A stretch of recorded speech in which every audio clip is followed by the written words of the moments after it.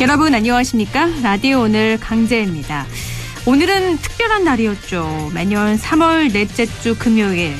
오늘은요. 제2연평해전 천안함 피격, 연평도 포격 도발에서 전사한 우리 국군 장병들을 추모하고자 2016년 국가기념일로 지정된 서해 수호의 날입니다. 2010년 오늘 백령도 근처 해상에서 천안함이 침몰했죠. 이 사건으로 대한민국 해군 장병 40명이 사망했고 6명이 실종되는 안타까운 일을 겪어야만 했습니다. 오늘 경기도 평택해군 제2함대 사령부에서 열린 서해 수호의 날 기념식에는 문재인 대통령 부부와 전사자 유족 80여 명이 참석을 했습니다. 문 대통령은 기념사에서 오는 2023년 진수하는 신형 호위함 7번 함의 한 명을 천안함으로 명명했습니다. 꽃 같은 나이에 산화해간 호국 영령의 명복을 빌며 다시는 이 같은 비극 일어나지 않길 기원합니다. 3월 26일 금요일 라디오 오늘 광고 듣고 시작합니다.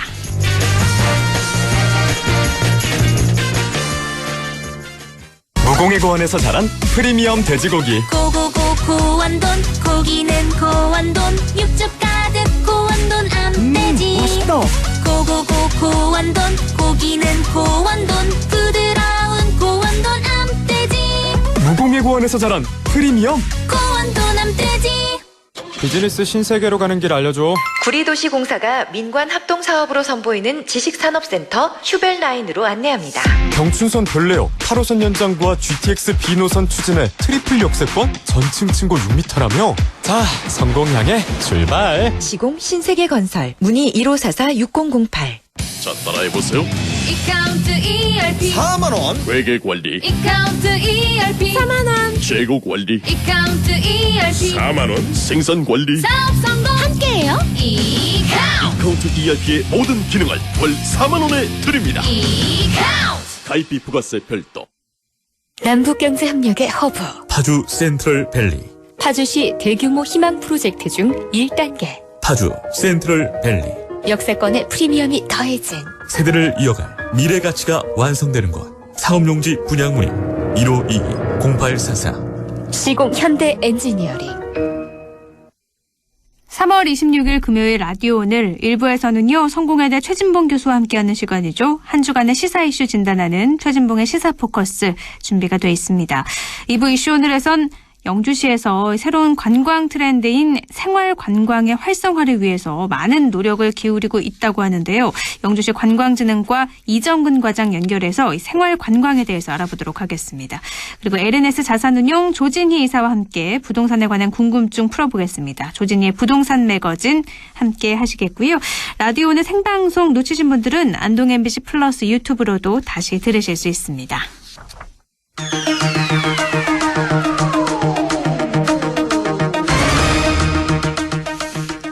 최진봉의 시사포커스, 성공회대 최진봉 교수와 함께합니다. 교수님 안녕하세요. 네, 안녕하십니까. 네, 어제 북한이 단거리 탄도미사일을 발사하지 않았습니까? 논란이 계속되고 있는데 먼저 어제 발사한 북한의 미사일 어떤 미사일이었죠?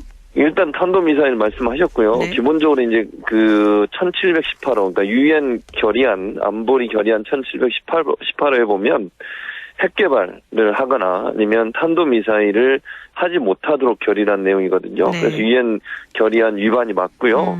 탄도미사일이 갖고 있는 이제 미국에서 볼 때 탄도미사일이 갖고 있는 의미라고 하는 것은 미국 본토를 타격할 수 있는 미사일이라는 거예요. 네. 그래서 사실은 지난번 이제 순항미사일을 2개 발사할 때는 바이든 행정부가 그렇게 심각하게 보지 않았거든요. 네. 그런데 이번에 지금 발사하는 게 탄도미사일이라고 하면 미국의 입장에서는 가장 이제 위협적인, 다시 말씀드리면 미국 본토를 북한에서 바로 타격할 수 있는 미사일을 개발한 거니까 상당히 민감하게 반응할 수밖에 없는 상황이었다. 이렇게 볼 수 있을 것 같고요. 네. 여기에 이제 핵탄두를 싣게 되면 핵탄두를 실은 탄도미사일을 미국 본토로 공격할 수 있는 그런 위험성이 있는 그런 미사일이라고 할 수 있는 거죠. 그러니까 충분히 미국을 위협할 수 있는 그런 미사일이었던 거죠.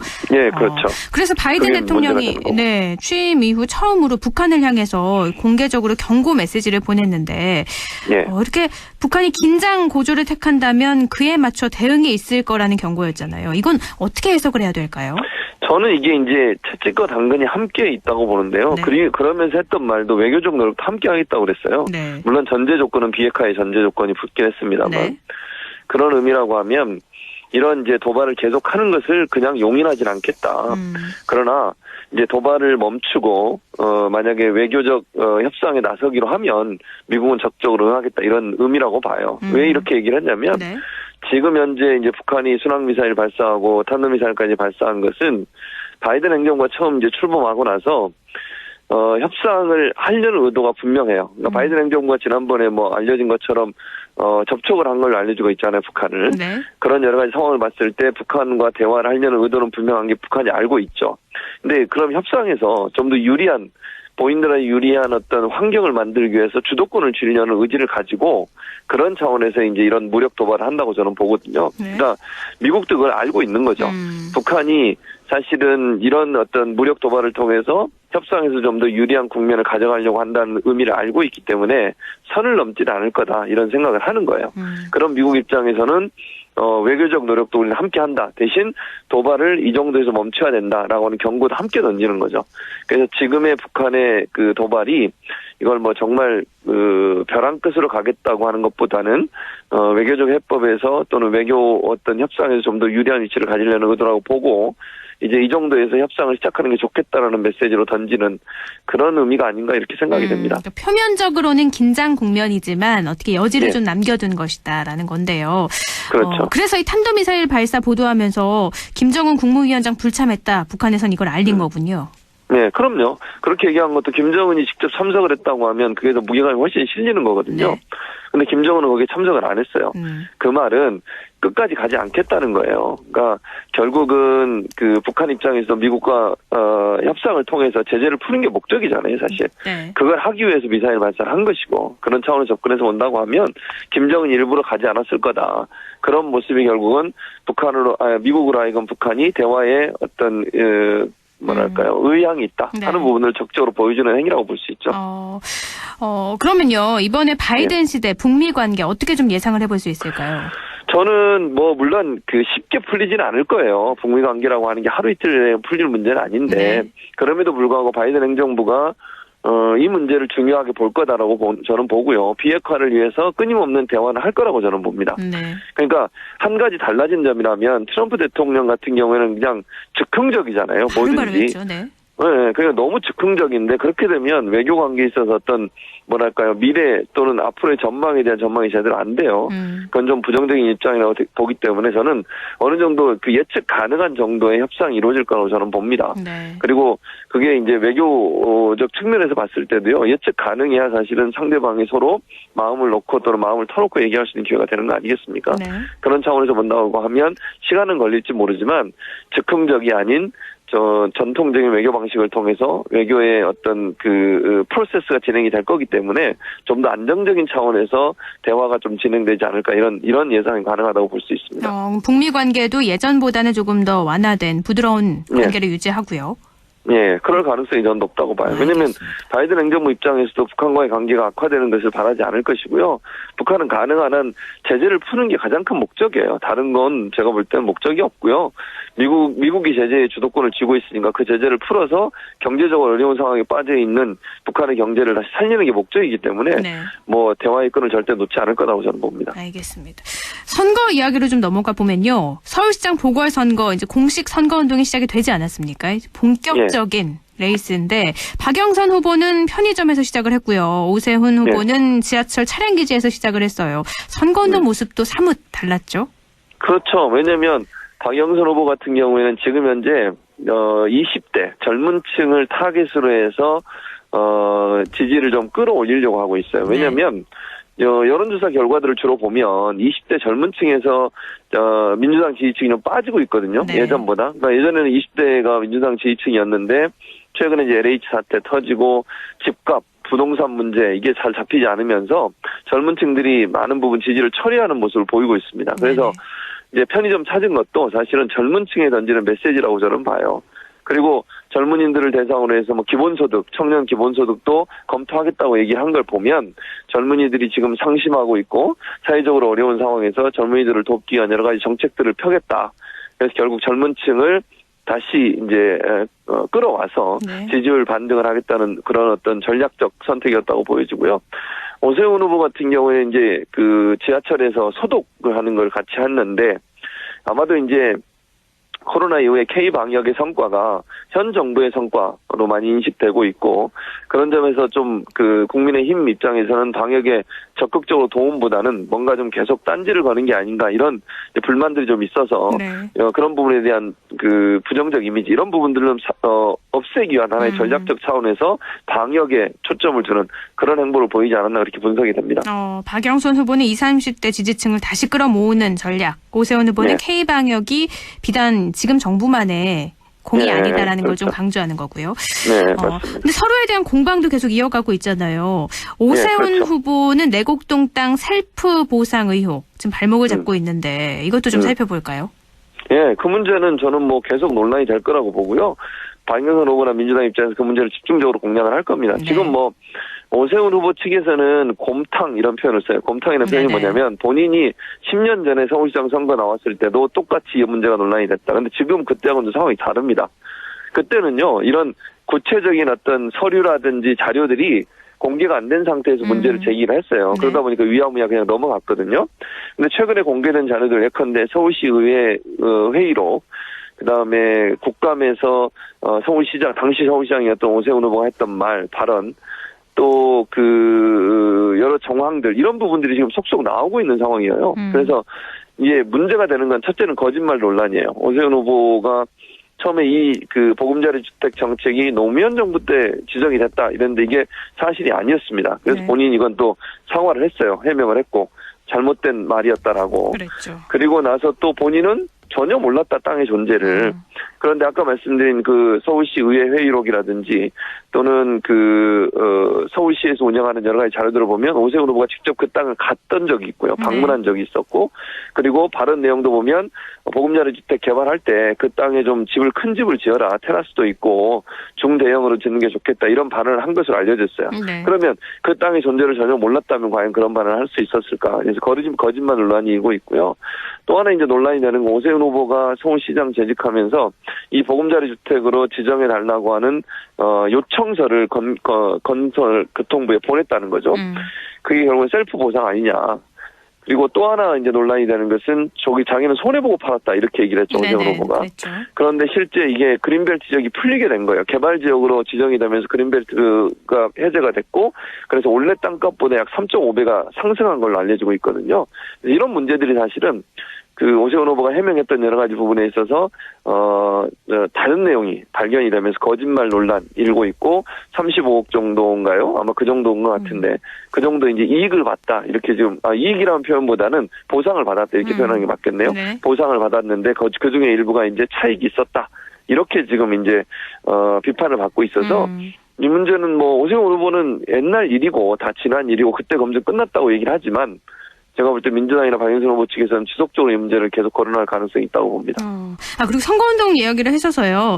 이 김종인 비대위원장하고 안철수 국민의당 대표는 오세훈 선거운동에서 마주쳤잖아요. 네, 이 그렇죠. 이야기도 잠깐 해보죠. 어색한 분위기가 연출이 됐어요. 어색했죠. 네, 어색했고요. 네. 이제 더 좀 언론에서 보도를 했는데 김종인 위원장이 이제 안철수 대표가 발언을 시작하자마자 1분에서 2분 정도 지난 것 같아요. 네. 단상에서 내려옵니다. 그랬죠. 옆에 있던 분들이 좀 내려가지 마시라고 좀 만류를 했는데 손사래를 치고 내려와서 사이가 별로 안 좋은 거 아니냐 이런 얘기가 나오고 있고 또 안철수 대표 끝나고 나서 발언 끝나고 오세훈 후보가 이제 발언을 했거든요. 네. 한 5분 정도 지났나 안철수 대표가 또 단상을 내려와 버립니다. 네. 그 나중에 오세훈 후보가 나중에 안철수 대표를 또 찾는 장면도 나와요. 가셨냐고 이렇게. 네. 그래서 이런 모습이 이게 물리적 결합은 됐죠. 어쨌든 단일화를 통해서. 근데 네. 화학적 결합까지 이루어지기는 좀 어렵지 않겠나 이런 이제 전망이 나오고 있습니다. 물론 뭐 안철수 대표 입장에서야 오세훈 후보 당선을 위해서 도와야 되는 상황인 건 분명해요. 왜냐하면 선거 이후에 본인의 여러 가지 정책 행보를 보면 지금 안 도와주거나 불복하는 모습을 보이면 본인이 상당히 어려워지거든요. 근데 그게 진심에서 우러나온 거냐? 하는 부분은 상당히 좀 의문이 있고 특히 김종인 비대위원장과의 사이가 또 김종인 비대위원장이 한 언론에 나와서 차기 대선에서 안 후보가 나오려고 하는 것 같은데 그거는 이 대선을 망치는 일 중에 하나다. 뭐 이런 뉘앙스의 말을 또 했지 않습니까? 네. 그러다 보니까 사이가 안 좋은 거는 분명히 보여요. 그래서 이제 이 선거 끝나고 나면 제가 볼 땐 갈등이 더 커지지 않을까 이런 생각이 듭니다. 알겠습니다. 국민의힘 오세훈 후보는 그렇고 더불어민주당 박영선 후보는요. 부동산 정책 실패에 대한 정권 심판 분위기 이걸 어떻게 반전시키느냐가 관건이잖아요. 그렇죠. 그러니까 지금 현재는 그게 먹히고 있는 상황이거든요. 그래서 민주당이 지금 고민인 거예요. 박영선 후보도 고민이고. 네. 그러니까 야당은 정권 심판론으로 지금 프레임을 잡고 가고 있고요. 그걸 이제 역전시키려고 뒤집으려고 박영선 후보는 인물론을 내세우고 있거든요. 지금 인물 대 인물의 대결 이렇게 지금 접근하는데 현재까지는 정권 심판은 어느 정도 힘을 얻고 있어요. 이유는 그 LH 사태가 가장 크게 저는 영향을 미쳤다고 보거든요. 네. LH 사태에 실망한 분들이 현 정부에 대한 어떤 그 실망감 이런 부분들이 반영이 됐고 또 이제 그게 부동산 정책과 연관이 되면서 연결이 되면서 집을 구할 수 없는 상황 이런 상황들 때문에 결국 이제 젊은 층들이 지지를 처리하는 상황까지 가게 되는데 네. 그래서 요 이제 정권 심판론을 이 짧은 기간 안에 한 2주 정도 남았는데 이 기간 안에 어떻게 반전을 시켜서 인물론으로 바꿀 거냐 하는 게 박영선 후보의 가장 큰 지금 관심이고 숙제인 거죠. 그래서 어느 정도까지 그 정책을 잘 홍보하고 본인이 좀 현명하게 어떤 공약을 내세워서 사람들의 눈길을 끌지 않으면 이제 상당히 어려운 싸움이 될 수 있는 상황이죠. 그래서 그건 조금 이제 뭐 그래도 2주 안에 충분히 바뀔 수 있는 상황은 돼요. 왜냐면 그 2010년도에 서울시장 선거에서 그때도 오세훈 후보가 출마를 했었죠. 그리고 한명숙 전 총리하고 대결을 했거든요. 그때도 20일 전, 선거 20일 전에 여론조사 결과 한 20% 차이가 났었어요. 네. 오세훈 후보가 20% 앞섰던 거죠. 그런데 결론적으로 뚜껑을 열어보니까 마지막 선거 끝나고 나니까 물론 당선은 오세훈 후보가 됐죠. 근데 0.6% 차이였어요. 그러니까 그 사이에 뭐 2주간 충분히 뭐 불가능하다고 얘기할 수는 없어요. 다만 어느 정도까지 따라붙을 거냐 하는 부분은 이제 박영선 후보와 민주당이 어느 정도 하느냐에 따라 달라질 거다 이렇게 보여집니다. 그러면 지금 여론조사 결과를 봤을 때는 더불어민주당 박영선 후보가 국민의힘 오세훈 후보에게 많이 밀리는 모습인데 그렇죠. 뭐 막판 역전 불가능한 건 아니다 이렇게 말씀하시는 거네요. 전혀 그렇지는 않습니다. 그 두 번의 그 선거가 있었어요. 오세훈 후보와 그것도 관련된 아까 말씀드린 첫 번째 사례가 있었고요. 두 번째 사례는 정세균 지금 총리하고 오세훈 후보가 국회의원 선거에서 맞붙은 적이 있거든요. 네. 그때는 오세훈 후보가 항상 앞서 있었어요. 그런데 결과는 정세균 총리가 당선이 됐거든요. 네. 그러니까 이런 일들이 있었기 때문에 지금의 상황이 계속 갈 거다. 뭐 그럴 수도 있죠. 그게 불가능하다고 제가 말씀드리는 게 아니고요. 네네. 그럴 가능성도 있지만 2주 안에 뒤집힐 가능성도 전혀 배제할 수 없다는 말씀 드리는 겁니다. 그리고 또 이 보궐선거가 박원순 전 서울시장의 성추행 사건에서 비롯됐다는 점이 더불어민주당에는 아픈 부분이고 또 국민의힘 그렇죠. 부분에서는 계속 강조하는 부분이잖아요. 네, 맞습니다. 그래서 이 부분은 거론하지 않는 게 제일 좋아요, 민주당 입장에. 그래서 저는 임종석 전 비서실장의 발언이 정말 저는 부적절하다고 생각하거든요. 지금 선거 상황에서 이 얘기를 계속 부각을 시키고 박원순 전 시장에 대해서 그런 발언을 하는 것은요, 전혀 선거에 도움이 안 됩니다. 저는 임종석 전 실장이 무슨 의도로 그런 얘기를 하는지 좀 이해가 안 되는 상황이고요. 네. 선거 망치겠다는 거예요, 그거는. 그래서 저는 성추행 문제는 일단 국가 권익이나 이런 부분에서 성추행이 맞다라고 결론을 내렸지 않습니까? 네. 그럼 거기에 대해서 인정하고 물론 인간적으로 박원순 시장에 대해서 뭐 갖고 있는 감정 이걸 누가 뭐라 하겠습니까? 그건 뭐 본인이 갖고 있는 감정이잖아요. 또 생각이 다른 분도 있을 거라고 저는 봐요. 그게 잘못됐다고 저는 보진 않습니다. 그러나 지금 상황에서 그래도 정권에 어느 정도 일했던 분들이 그런 발언을 하게 되면 그것이 선거에 미칠 부정적인 영향을 생각하고 고려하고 발언해야 된다. 그렇지 않으면 이게 정말 제가 볼 때는 박빙으로 갈 가능성이 있다고 보여지거든요. 이번 선거가. 그 한마디에 몇 %가 날아가면 결국은 그게 누구를 위한 발언이었나 이런 논란이 있을 수밖에 없기 때문에 저는 좀 발언을 삼가할 필요가 있다는 생각이 듭니다. 그리고 대선 주자로 몸값을 올리고 있는 윤석열 전 검찰총장 얘기도 해보면요. 예. 말들이 많이 나오고 있어요. 향후 행보를 두고요. 김종인 그렇죠. 위원장 또 윤여준 전 환경부 장관과 함께 윤석열 전 총장 제3지대 활동을 계획 중이다 이런 보도가 나왔는데 곧 만나게 될까요? 뭐 그럴 가능성은 있다고 보는데요. 근데 곧이라고 하는 의미가 예를 들면 이 선거 전은 아닐 것 같아요. 저는. 그러니까 제 말은 이 보궐선거가 끝난 뒤에 어느 시점에서 만날 가능성은 저는 있다고 봅니다. 그런데 선거 전에 만나면 어쨌든 선거에 개입하려는 의도가 있고 정치를 적극적으로 하려는 의도를 보여주기 때문에 본인한테 마이너스가 될 가능성이 있어요. 그래서 윤 전 총장은 선거 끝난 이후에 어느 정도 행보를 할 거다. 지금 당장은 아닐 거라고 보고요. 그러나 말씀하신 것처럼 제3지대를 모색하기 위한 활동은 할 가능성이 더 높다. 그렇게 보는 게 맞을 것 같습니다. 그러니까 활동은 계획을 하되 이번 재보선에서는 영향력을 발휘하지는 않을 것이다. 예, 그렇죠. 그거 본인한테 절대 도움이 안 된다고 저는 봐요. 그리고 본인이 지금의 국민의힘과 손을 잡는 모습을 보여주는 것이 본인의 확장성을 더 떨어뜨리는 요소로 작용할 수 있거든요. 네. 그런 차원에서 본다면 지금 섣불리 나설 가능성은 낮다고 봅니다. 네, 오늘 여기까지 듣죠. 말씀 고맙습니다. 예, 감사합니다. 최진봉의 시사포커스 성공회대 최진봉 교수와 함께했습니다. 라디오 오늘 1부는 여기까지고요. 잠시 후에 2부에서 뵐게요.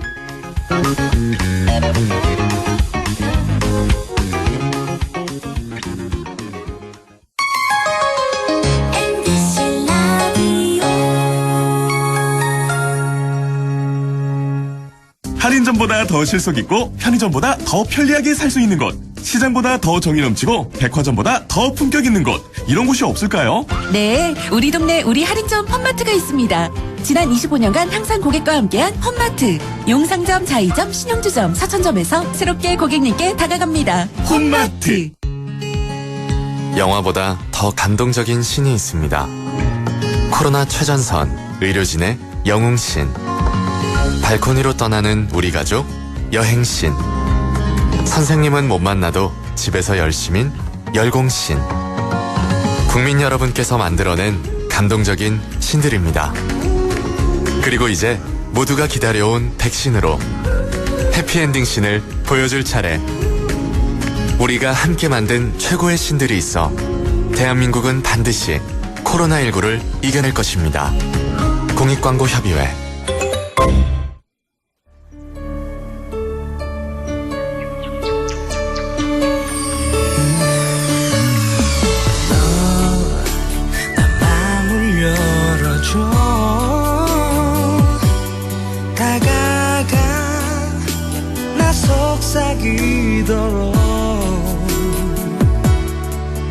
언제나 내 생각으로 행복해야 해요.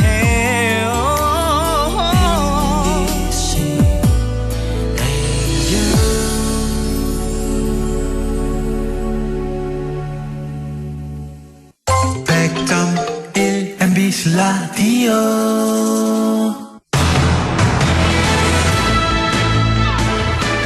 라디오 오늘 2부 순서 이슈 오늘입니다. 스쳐가는 관광이 아니라 그 지역에 머무는 생활형 관광이 새로운 흐름이라고 하죠. 영주시에서도 이 생활형 관광 활성화를 위해서 다양한 프로그램을 추진한다고 하는데 영주시 관광진흥과 이정근 과장 연결해서 이야기 나눠보겠습니다. 과장님 안녕하세요. 예, 안녕하세요. 이정근입니다. 네. 지난해부터 영주시가 이 생활관광 활성화 사업 추진 중이라고 하는데 먼저 생활관광 이게 뭔가요? 예, 생활관광이란 그 반복되는 일상을 벗어나 낯선 곳에서 직접 이제 살아보며 그 지역의 매력을 찾아가는 여행을 뜻합니다. 그 익숙해진 명승지가 아닌 골목길과 전통시장에 숨어있는 지역민들의 삶과 이야기를 엿보며 몸과 마음을 쉬게 하는 힐링형 여행이라고 하겠습니다. 최근 여행 규모가 축소되어 일상처럼 편하게 여행을 떠나는 여행이 각광받고 있어 생활관광 프로그램을 기획하게 됐습니다. 그러니까 뭐 하루 이틀 이렇게 관광지 둘러보고 오는 여행이 아니라 그 지역에 가서 실제로 생활하는 것처럼 먹고 마시고 뭐 자고 즐기고 이렇게 다 해보는 걸 생활형 관광이라고 하는 거죠? 예, 그렇습니다. 지금 생활관광 활성화를 위해서 그러면 어떤 프로그램들이 진행 중이죠? 예, 영주시 이외 거주자가 우리 지역에 머물면서 지역 체험관광을 할 경우에 숙박비와 체험비를 지원해주고 있습니다. 숙박비는 1일 최대 5만 원, 체험비는 1일 최대 1만 원을 지원해주고 있으며 최소 2박 3일에서 15박 16일까지 지원을 해드립니다. 그러니까 영주시 이외의 사람이 영주시에 머물게 되면 숙박비가 하루에 5만 원이요? 예. 체험비라는 거는 어떤 거죠? 이제 우리 농촌 체험이라든지 이제 관광 관련 이제 막걸리 체험, 꽃차 체험 이런 다양한 체험들이 있습니다. 예. 그런 것들을 1일 최대 10,000원.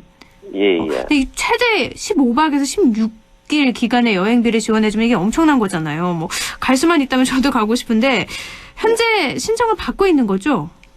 네, 그렇습니다. 현재 메일과 팩스로 신청서를 접수하고 있습니다. 신청은 방문 일주일 전까지 신청서를 보내주시면 되고요. 최소 2박 3일 이상 여행 계획을 세우시면 되겠습니다. 여행 계획을 세우라는 게, 그러니까 계획을 다 짜서 신청서를 제출하면 되는 건데 어디에 제출하면 되는 거죠? 저희들이 관광과에서 직접 접수를 하고 있습니다. 메일이나 팩스로 우리 홈페이지에 게시를 하고 있습니다. 그러니까 영주시 관광과에 보내면 되는 거고요. 네네. 영주시청 홈페이지에 가면 안내가 되어 있겠죠? 예, 그렇습니다. 알겠습니다. 메일이나 팩스로 신청하실 수 있는 거고요. 그러면 누구나 신청 자격이 뭐 따로 있나요? 신청 자격은 영주시 이외 지역에 주소를 두신 분들만 신청이 가능합니다. 나이 제한 이런 건 없이 그냥 주소만 영주시가 아니면 되는 거죠? 예, 그렇습니다. 알겠습니다. 생활관광 프로그램 신청 후에 참여가 결정이 되면 숙박비하고 체험비를 지원받게 되는 건데 이분들은 그러면 지원받아서 어떤 활동을 뭐 해야 되는 게 따로 정해져 있을까요? 예, 신청하신 대로 이제 즐겁게 우리 지역의 여행을 마친 후에 본인이 활동하는 SNS에 체험 및 여행 후기를 올려주시면 됩니다.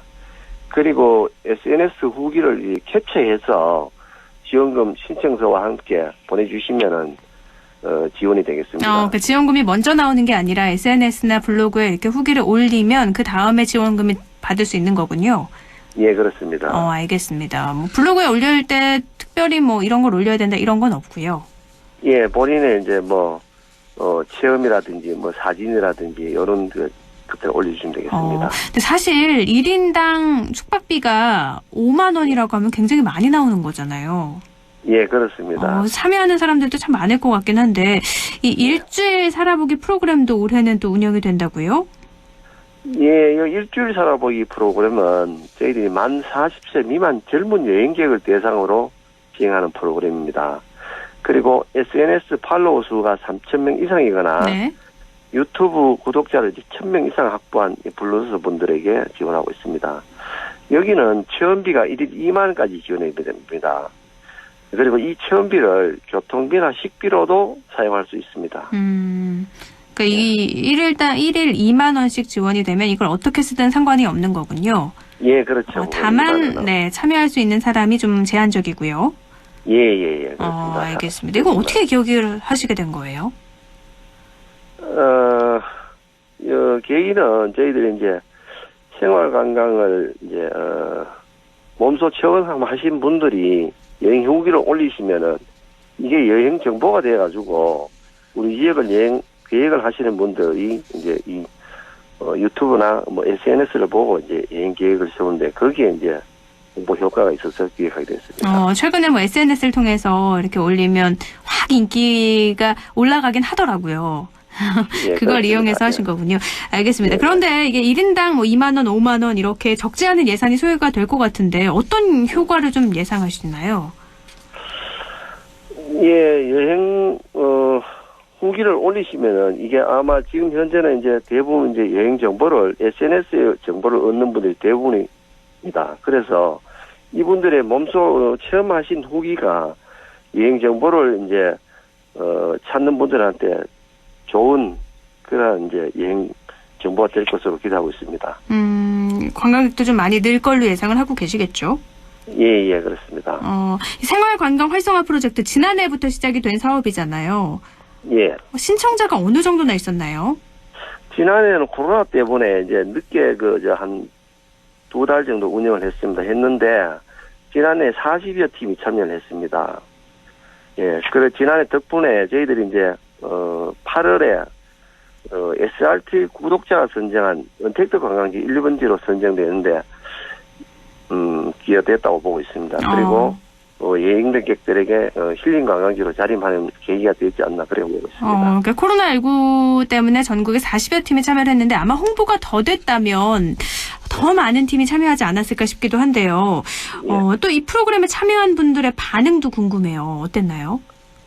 예, 은택트 여행지라는 매력 덕분인지 가족 단위로 이제 참여하신 분들이 많았습니다. 그리고 코로나와 바쁜 일상으로 이제 몸과 마음이 지친 분들에게 우리 지역을 다녀가신 후 말 그대로 이제 힐링할 수 있었다는 소감이 많이 전해주셨습니다. 네네. 특히 가슴까지 맑아지는 이 자연 경관은 물론 이제 쇠고기나 청국장 등 건강하고 맛있는 먹거리들을 잊지 못하시고 언젠가 꼭 한번 살아보고 싶은 도시라고 만족감을 표시하는 분들도 있었습니다. 여행에서 먹거리와 볼거리, 즐길거리 뭐 여러 가지가 있을 텐데 특히 인기 있었던 뭐 그런 것도 있나요?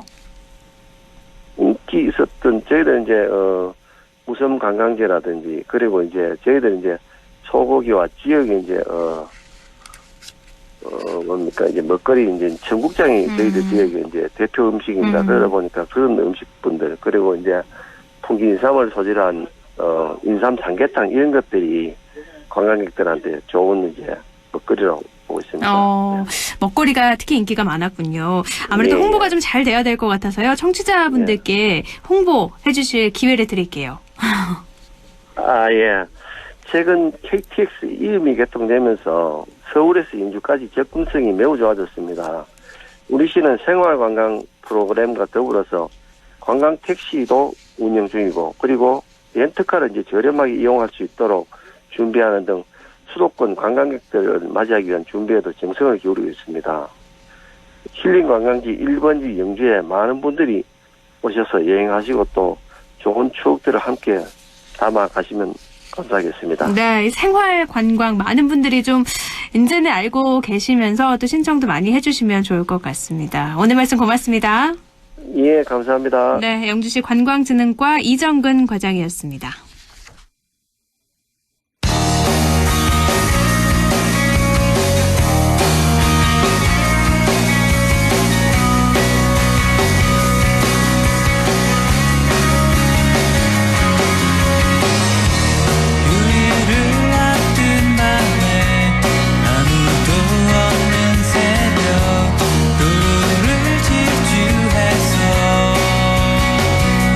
바닷가에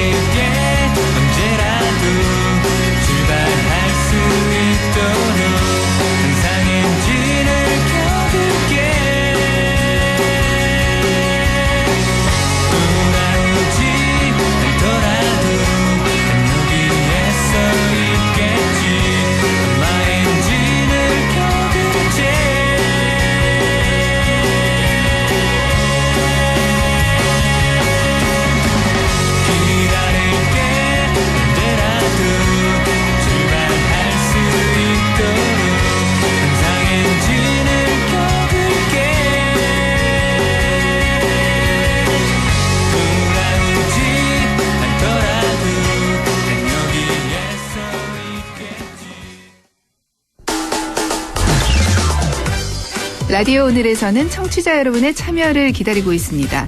우리 지역에서 발생한 사건 사고 소식이나 함께 토론하고 싶은 내용을 안동 MBC 홈페이지 라디오 오늘 게시판에 올려주시기 바랍니다.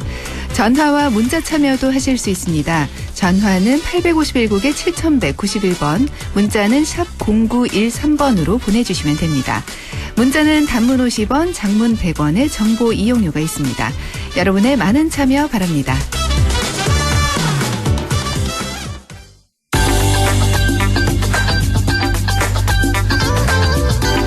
조진희의 부동산 매거진. 공시가격 인상에 따른 부동산세 급증에 대한 시장 반응 뜨겁죠. 지난주에 이어서 계속 이야기 나눠보겠습니다.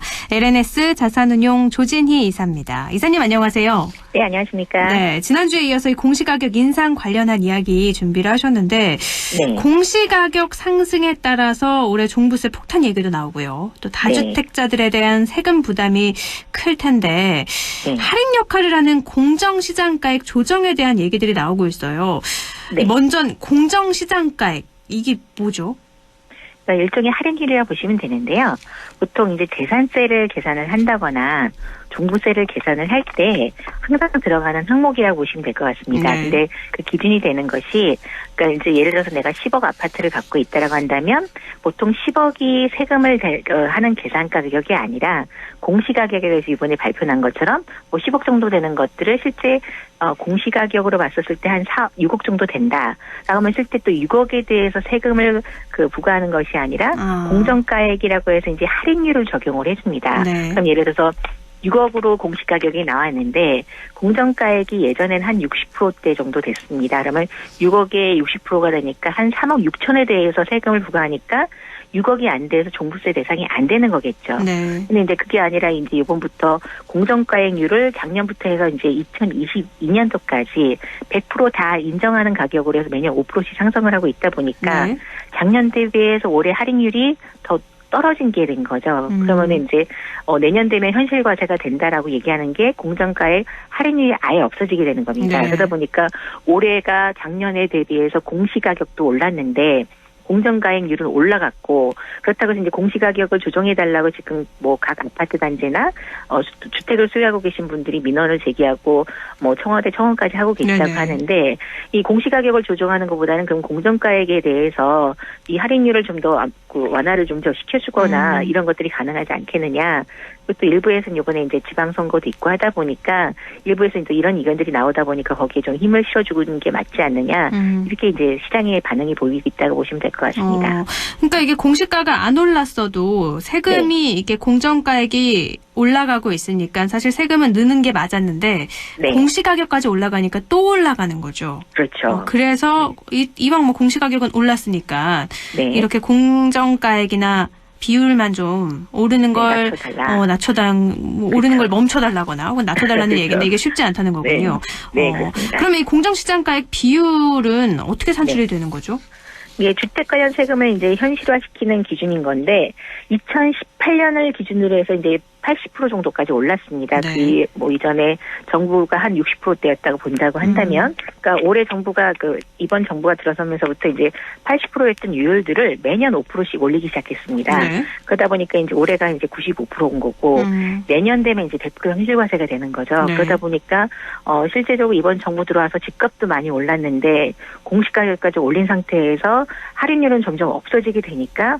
정말 이제 그 종부세 폭탄이 나오고 그동안은 내가 종부세 대상이 안 됐던 사람들조차도 종부세를 내야 되는 상황이 발생이 되는 거죠. 그러니까 세금 내는 사람들도 늘고 금액도 늘고 네. 해서 시장에서는 네. 요구가 커지는데 네. 정부에서는 이 공정시장가액 비율 조정 6월 이후에 시장 추이를 지켜보고 난 이후에 얘기하겠다 뭐 이런 것 같아요. 예, 맞습니다. 보통 이제 재산세 부과 기준이 이제 6월 1일자로 해서 그 전에 팔았느냐, 그 이후에 갖고 있느냐 이런 것들이 굉장히 민감한데 그 전까지 다주택자로부터 빨리 팔라고 하는 게 이제 정부 입장입니다. 네. 그러다 보니까 이제 그 뭐 양도세 완화 조건도 그때까지 정해져 있고 그래서 그때까지 해서 시장이 좀 더 안정화가 된다면 그때 한번 다시 추이를 보겠지만 현재로서는 변경할 예정은 전혀 없다라는 의견들도 지금 나오고 있습니다. 이 공정시장가액 비율이 세법 네. 시행령이라서 국회 의결 없이도 정부가 네. 결심만 하면 수정이 가능하다고 하던데 그래도 어려워 네. 보이는 거고요. 그렇죠. 아무래도 이제 또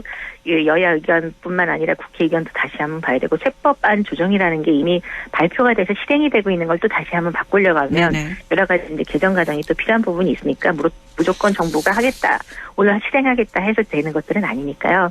조정의 기간들이 좀 필요하게 될 것 같습니다. 그렇군요. 뭐 재산세는 그렇다고 하더라도 종부세 대상이 이번에 된 가구나 또는 그런 사람들은 더 세 부담이 늘어나서 시장의 반응을 본다라고 하는 거는 가능성이 있지 않을까 싶기도 한데 어떻게 보세요?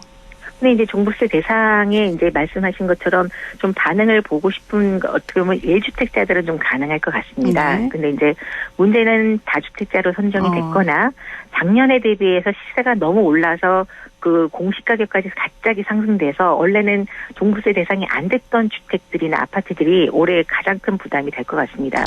예를 들어서 내가 작년에 한 500만 원 냈던 분들이 시장에서의 체감 기준은 올해는 한 2천, 3천 정도 나온다고 예상들을 하고 계시거든요. 그러면 갑자기 3, 4배씩 뛴 돈을 마련을 한다라는 것도 가계경제에서는 만만치 않은 금액들이기 때문에 그래서 뭐 계속 지금 월세 전환율이 높아진다거나 이런 얘기들이 나오는 것들도 역시 마찬가지로 체감 부담에 대해서 어떻게 준비할 것이냐에 대한 의견들도 많고 그리고 이걸 좀 조정할 수 있거나 그 대책을 할 수 있는 시간적인 여유는 줘야 되지 않느냐 이런 의견들이 나오는 거라고 보시면 될 것 같습니다. 그러니까 1주택자보다는 2주택자가 훨씬 더 많이 내겠네요. 그렇죠. 아무래도 이제 중과율이라고 해서 보통 우리가 재산세나 이제 종부세 내는 기준이 보통 세율 가격이라고 해서 우리가 공시가격에 공정가액 할인율을 정하고 거기에 해당되는 세율을 또 정하게 되어 있습니다. 그래서 보통 우리가 이제 세율 과정이 뭐 3억이냐 6억이냐 이렇게 해서 단계별로 뭐 0.6에서 최대 이제 뭐 3%까지가 내게 돼 있는데 3주택 이상은 그거의 2배가 되는 금액을 내게 되어 있습니다. 예, 그리고 이제 다주택자 같은 경우는 거기에 대한 누진율까지 적용해서 작년 대비해서 최대 많이 오르신 분들은 300%까지 상한율을 정해놨습니다. 그러다 보니까 주택을 많이 가지고 있을수록 세금이 더 늘어날 수밖에 없는 세법 구성이 되어 있다고 보시면 될 것 같습니다. 그러니까 정부 입장에서는 이렇게 세를 많이 올리면 다주택자들이 좀 주택을 팔지 않을까 하는 기대 때문에 이렇게 한 거겠죠. 그렇죠. 아무래도 시장 가격의 안정화를 통해서 주택 공급의 그 숫자가 못 쫓아가니까 시장 가격 안정화를 통해서 주거 환경을 안정화시키겠다는 정부 의지는 맞습니다. 그런데 이제 뭐 거꾸로 지금 이제 갑자기 오른 자신들 예상하지 않았던 만큼 상승하셨는데 예전에는 어떻게 보면 이제 그 1주거가 좀 장기 보유를 하고 있었을 때 할인율이 높았습니다. 근데 이제 그 기준이 연령 기준도 뭐 60세 이상이 되어야 되는 기준들이라든가 그리고 이제 그 세액 공제율도 최소 이제 10년에서 15년이 넘어야 할인율이 좀 더 올라오다 보니까 상대적으로 좀 더 부담이 느껴질 수밖에 없는 상황이 되는 것 같습니다. 또 이 부부 공동명의 관련해서도 참 말이 많이 나오더라고요. 그렇죠. 예전에는 이제 그 예를 들어서 이제 그 한 분이 남편으로 갖고 있었는데 그걸 이제 좀 가격을 낮추기 위해서 예를 들어 9억짜리 주택을 반반 나눠서 이제 4억 5천씩 갖고 있어서 이제 종부세를 안 내겠다라고 생각을 했는데 문제는 공시가격 오르고 공정가액을 할인율 낮추다 보니까 6억 초과분에 대해서 내다 보니까 이게 이번에 가표가 12억 이상, 15억 이상 된 아파트 같은 경우는 두 사람 다 6억 이상의 그 재산을 갖고 있는 경우가 된 거죠. 그러다 보니까 오히려 한 분이 그냥 9억 초과분에 대해서 갖고 있었던 게 훨씬 세금이 낮아지는 경우도 생겨났습니다.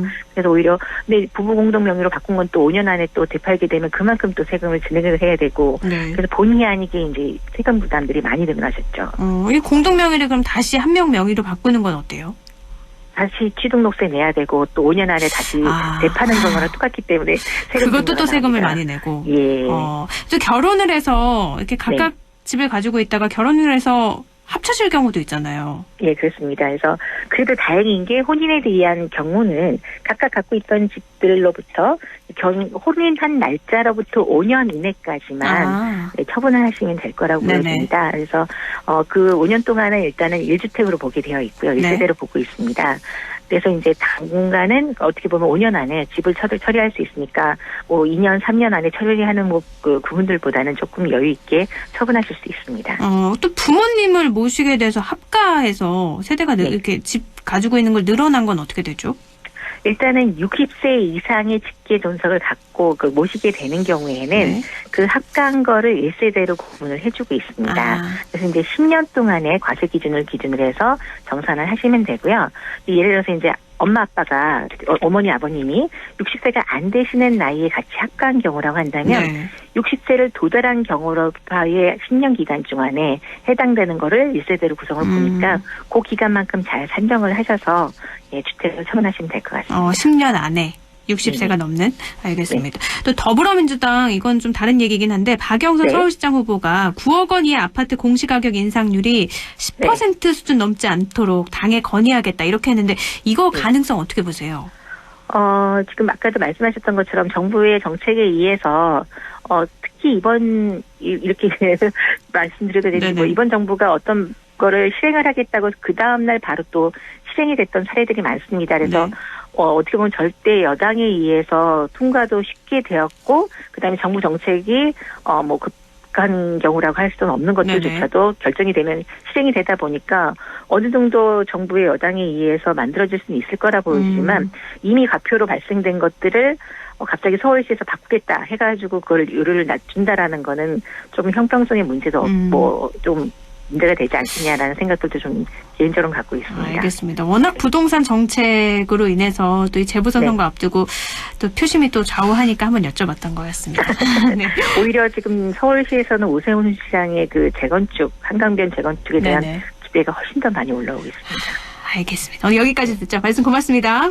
예, 감사합니다. 네, 부동산 매거진 LNS 자산운용 조진희 이사였습니다.